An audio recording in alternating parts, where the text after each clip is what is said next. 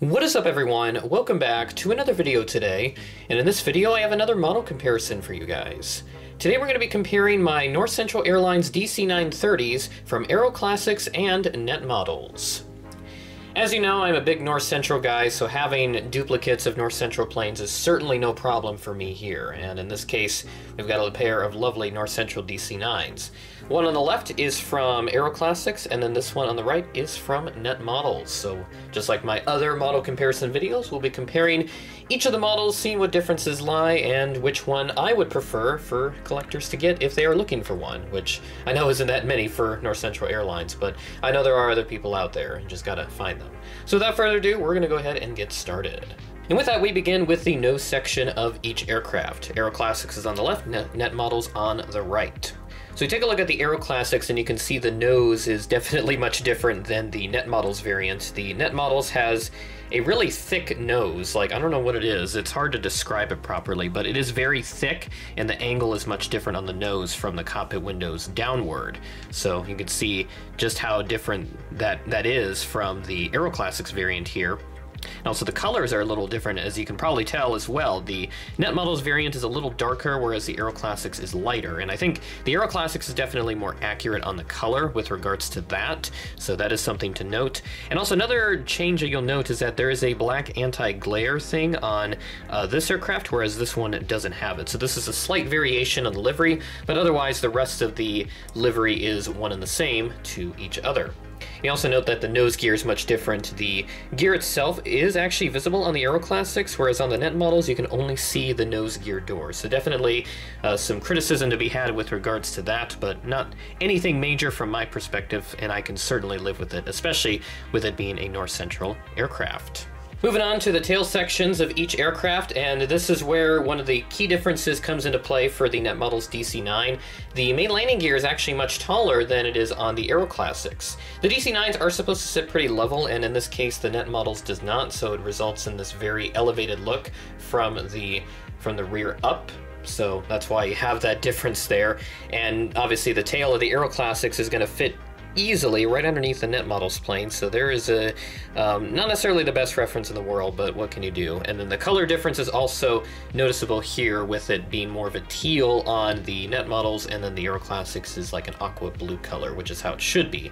And the thickness of the printing here on Herman the Duck is much lighter compared to the one on the Aeroclassics, which again, the Aeroclassics is definitely more accurate with regards to the thickness of the printing there on the logo. And another difference I'd like to point out is that the horizontal stabilizers are painted white on the Aeroclassics, whereas on the Netmodels it is just the polished, or just kind of like the standard metal finish that you would see on most other aircraft. So there's some of the other differences there.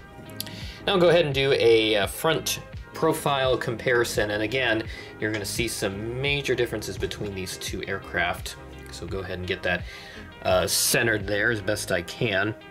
So I'm going to do the Aeroclassics one first, and there you can see the front profile of this particular Aeroclassics DC-9. Very good looking and pretty much identical to a real-life DC-9. And then I bring in the Netmodels, and it doesn't look that much different there from the front. It's still very good, but as you can tell, the angle in which the fuselage sits is not exactly accurate. It has a bit of an angle up towards the rear. And then again, I bring in the Aeroclassics, you can easily see that this one sits pretty level. And again, this is how it should be for the DC-9s. Now go ahead and do the rear section, or the underneath of each aircraft, and both of them are pretty similar, which is good. I need to make sure that this aircraft is tilted accurately so that we don't have any imperfections in the observations. So go ahead and leveling up the camera to a much higher elevation so you can easily see all the particular details on the underneath of each of these North Central aircraft. All polished. It's just a silver paint in this case. It should be polished, but they chose silver paint since it was a little cheaper.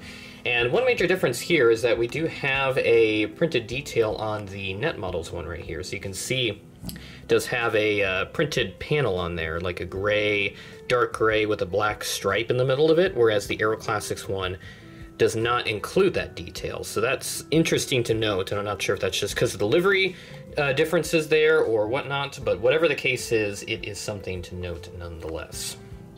And also the stand holes, they don't differ too much in regards to their size and shape overall, and this is also a good time to look at the wings as well, so go ahead and put them back into their original positions. So the wing details and everything are about the same.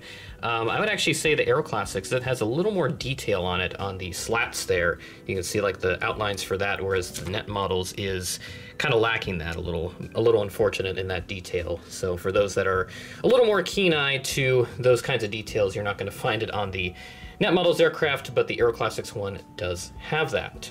And it's also more apparent. You can see the paint on the horizontal stabilizers on the Aeroclassics where it's all white, and then on this one it is still just the metal finish underneath. And then bringing on in another look at the top of the aircraft here. Now we can see the top of each of them here. So here is this is the Netmodels variant, so this is the top of the Netmodels aircraft. You can see some overwing exit markings, which are very tiny, but they are there, and the beacon light right above the wings. And then the Aeroclassics one, which also has them, but they are, I believe they are, yeah, they are like a gray color, whereas on the Netmodels it's white. And then the beacon light also centered just over the top of the wings, like so. And again, the color difference is very apparent, so even looking at it from up here. So you can easily tell the color differences and which one is which. And that is all I have for this model comparison. Very short and sweet, just the way I like it. Now, if I were to pick a model that collectors should get for a North Central DC-9, it's definitely going to have to be the Aeroclassics release from about 2007. Both of them were made in about 2007 or so, and both, of course, are extremely hard to find, and just you can't find them like anywhere. The Netmodels I found on eBay for about 50 bucks or so.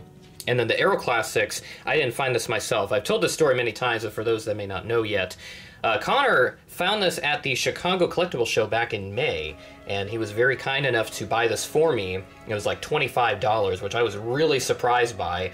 Anytime I see those North Central DC-9s on eBay, they go for way more than that. So Connor got a really awesome deal on this DC-9. I still thank him for gifted me this because he knows how much of a North Central fan I am, and him finding that at the Chicago show was definitely a gem for sure. And I look forward to continuing to grow the North Central fleet, as I have 2/3 of all the known North Central planes in my collection, and looking to get the last 3, which would be the Convair. There's one North Central DC-9-30 hybrid out there, and also the Aeroclassics DC-9-50. I have the SMA one, which is the first ever North Central plane made in 400 scale, so I just need to get the Aeroclassics to have both of the DC-9-50s, and I know that one also very hard to find. I have not seen that one pop up on eBay since I started looking for it.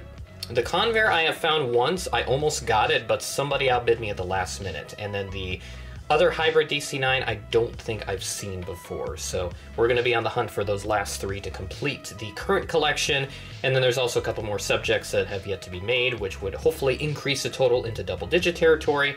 The next North Central release in 400 scale will certainly do the trick, and I hope that will change by the time this video comes out. No guarantees on that, but I imagine it'll probably be the same amount as of this video being uploaded. So, with that being said, that is the end of the video. Thanks for watching, and I will catch you in the next video.